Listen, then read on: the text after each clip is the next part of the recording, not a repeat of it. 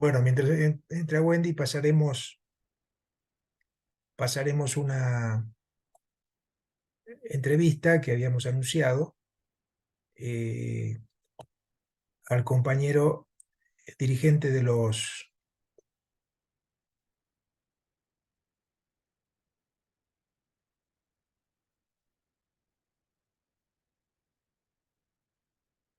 dirigente de los guardaparques.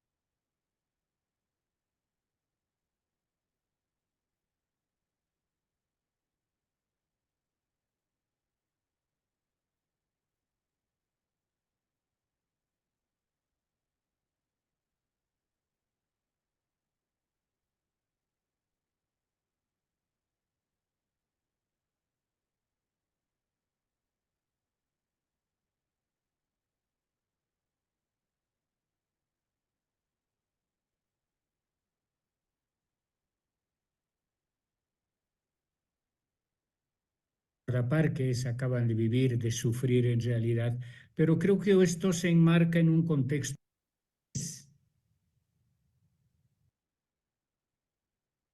Um, Marcos, hermano, muy buenas tardes. Muchísimas gracias por aceptar esta entrevista, más que entrevista, conversación acerca de las problemáticas que ustedes, los guardaparques, acaban de vivir, de sufrir en realidad, pero creo que esto se enmarca en un contexto mayor. Entonces quisiera formularte una primera consulta acerca de cómo es la situación actual de las áreas protegidas.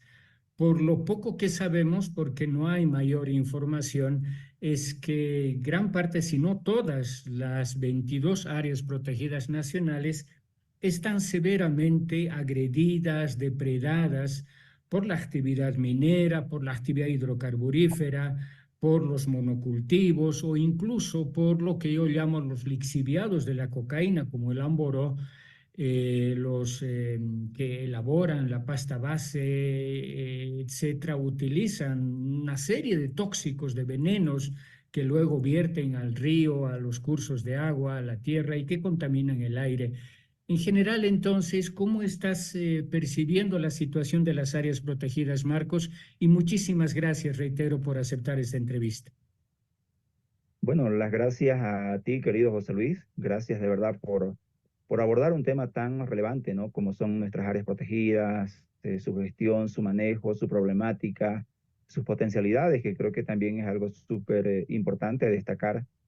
Pero bueno, en este contexto, ¿no? De que si bien Bolivia con su Sistema Nacional de Áreas Protegidas, que actualmente son 23 áreas protegidas de interés nacional, administradas por el Servicio Nacional de Áreas Protegidas, y en el caso nuestro como guardaparques, pues tenemos una mirada desde adentro tal vez de lo que está ocurriendo en todas estas áreas protegidas a nivel nacional, ¿no? Entonces, tú bien mencionabas que la situación es delicada, la situación es compleja, puesto que no se trata solamente de un debilitamiento institucional, podemos llamarlo así, como yo bien lo describía el año pasado, cuando escribí precisamente un artículo para una revista donde hablaba de esta problemática, ¿no? Entonces ahí un poco veíamos el cómo ha ido cambiando esta situación, tristemente de una manera desfavorable, en el entendido de que institucionalmente primero se ha observado mucha,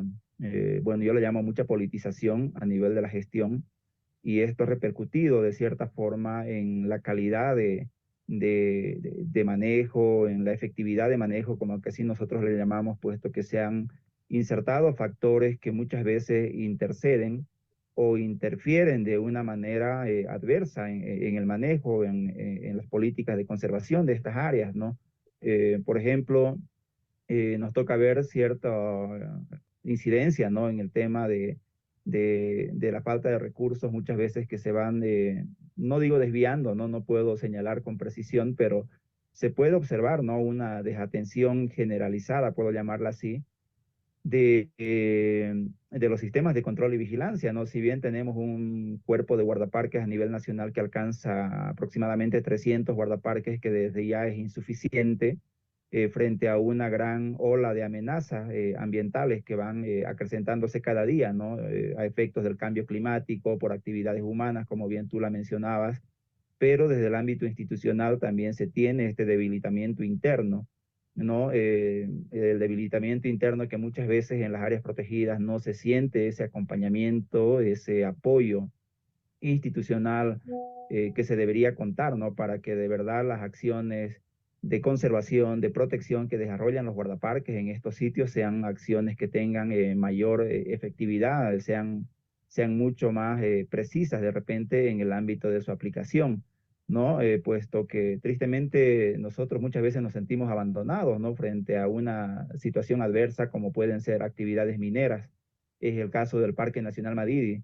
Si bien actualmente mi persona no está en esa área protegida, pero vengo observando, haciendo seguimiento muy de cerca cómo la minería básicamente ha tomado ya desde hace unos 2, 3 años por completo la gestión de esta área protegida, podemos llamarlo así, en el sector de Apolo, las cabeceras del río Twitch, en la provincia de Frans Tamayo, del departamento de La Paz, generando impactos irreversibles desde mi punto de vista, porque una montaña destruida por la minería no hay forma de cómo recomponerla en el futuro, ¿no? Por eso yo la denomino impactos irreversibles, porque muchos creen de que no, pero la naturaleza se va a recomponer, se va a restaurar con el proceso y el cambio del tiempo.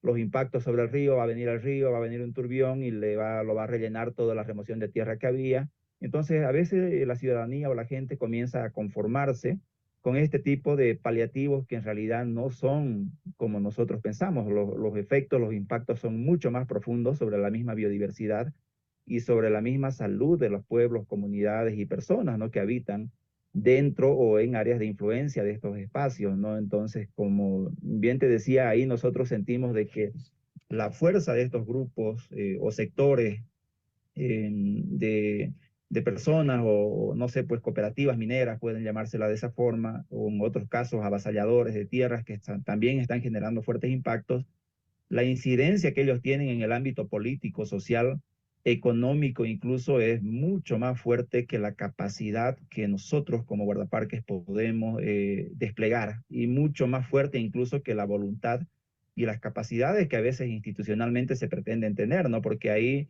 se interponen aspectos políticos, por ejemplo, ¿no? Hay senadores, hay diputados, hay diferentes factores que inciden, interfieren en la buena predisposición que se tiene para poder ejecutar el cumplimiento normativo. Y esto yo te lo digo con un conocimiento cercano de lo que ocurre en el Parque Nacional Madidi, porque a mí me ha tocado afrontar y vivir esta situación, ¿no? Donde los mineros han pedido mi cambio, mi destitución, y bueno, fácilmente como que el Estado de cierta forma condescendiente con esta petición ha ejecutado, digamos, mi cambio a otra área protegida.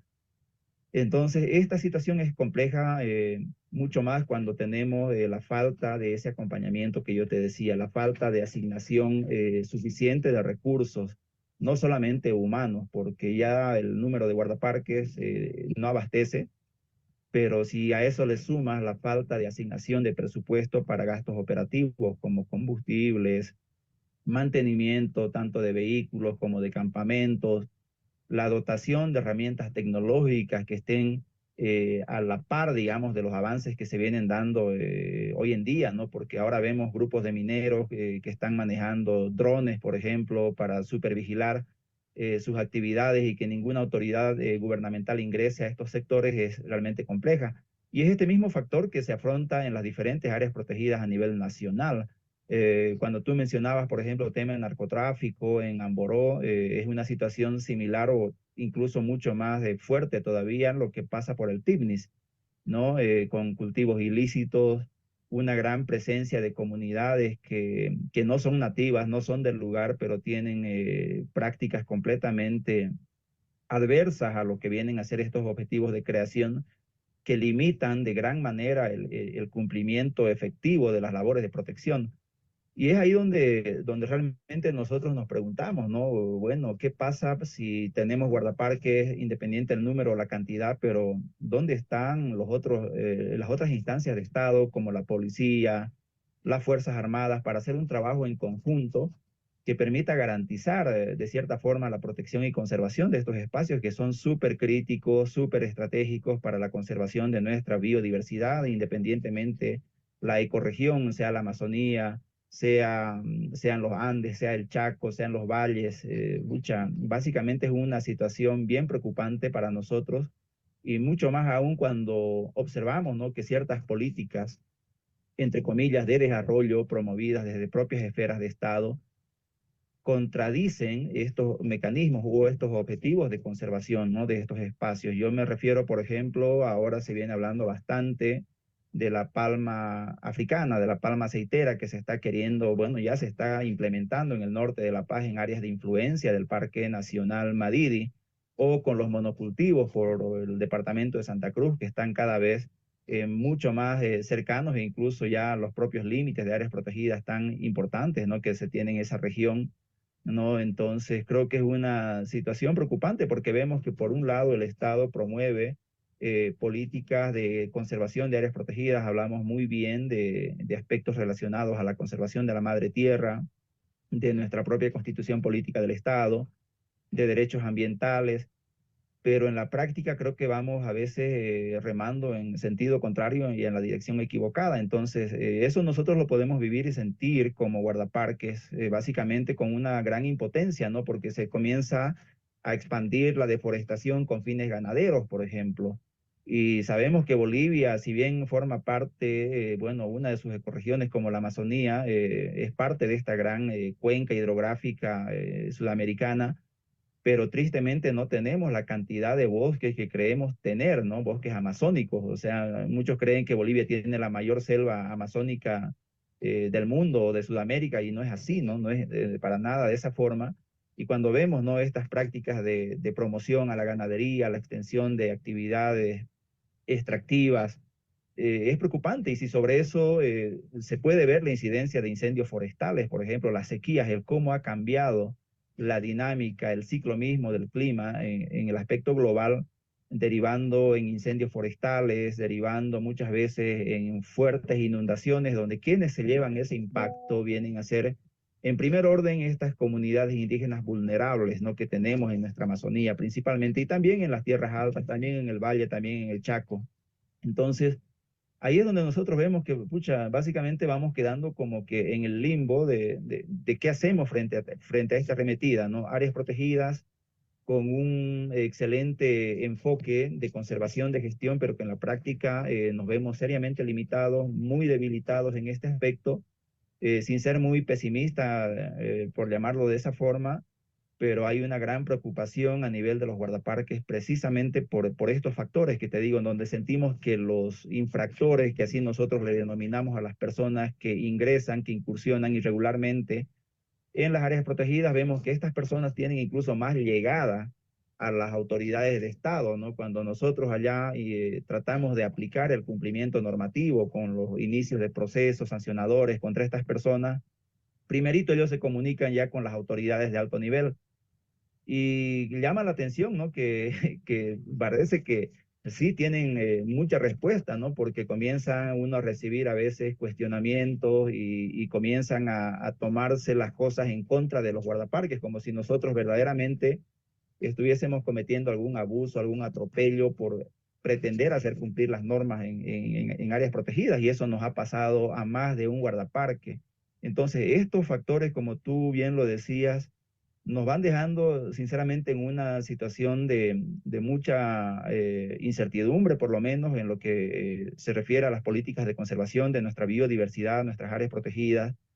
¿Y cuál va a ser el futuro? Siempre me pregunto, ¿no? De aquí 10 años, 20 años, ¿qué va a ser de nuestras áreas protegidas si evidentemente no vamos a tener la fortaleza institucional, estatal, o de la misma sociedad civil va a estar indiferente a lo que ocurre dentro de estos espacios? Porque si bien están declaradas por norma, deberían también hacerse todos los esfuerzos necesarios en el ámbito normativo, en el ámbito incluso de ser necesario coercitivo, para poder proteger estos espacios, pero tristemente eso no ocurre, ¿no? Y es una situación que nos llama mucho a la reflexión, que nos invita a dialogar abiertamente y a poder tratar de buscar respuestas, ¿no? Pero respuestas efectivas, que no queden solamente en el diálogo, que no queden solamente en las mesas técnicas y que traten de aplicarse en terreno, porque ya en terrenos donde nosotros aterrizamos todo esto y nos vemos que seguimos solos, ¿no? Se hacen, muchas veces las autoridades viajan a diferentes partes del mundo, a la COP28, como últimamente ha ocurrido, se hacen acuerdos internacionales como el acuerdo, o somos signatarios de acuerdos internacionales como el acuerdo de Escazú, pero recientemente nos termina de ocurrir lo que ya nos ha pasado a los guardaparques, terminamos siendo denunciados o procesados por mineros, o sea, y donde, bueno, la institución que debería defendernos simplemente termina mirando a un costado, indicando que no tiene competencia ni jurisdicción para asumir defensa por los guardaparques. Entonces, este es el panorama de manera muy general que yo te puedo dar. Claro que cada área protegida tiene una situación muy particular, muy distinta. Desde cada guardaparque yo te hablo en función más a la experiencia que tengo. En este caso estoy ahorita trabajando en la Reserva de la Biosfera, Estación Biológica del Beni, pero en la conversación diaria que tenemos como guardaparques, la preocupación es la misma, ¿no? La única diferencia que existe es que algunos guardaparques sí nos atrevemos a decir esto de manera pública y una gran mayoría de guardaparques prefiere quedar en silencio porque tiene temor de recibir represalias de la parte institucional o de la parte política, dirigencial en los pueblos donde ellos están trabajando o en los lugares donde trabajan. Entonces, pero hay una realidad que ya no se la puede tapar, es como querer tapar el sol con un dedo.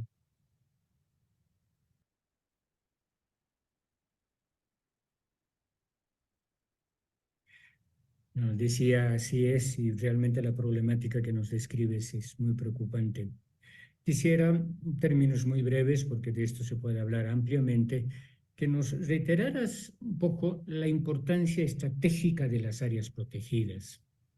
Yo recuerdo que en un arranque de, yo siempre digo, de estupidez, el vicepresidente Linera, el ex vicepresidente Linera, decía que las áreas protegidas son invento de los gringos, realmente una estupidez. Quisiera que para el resto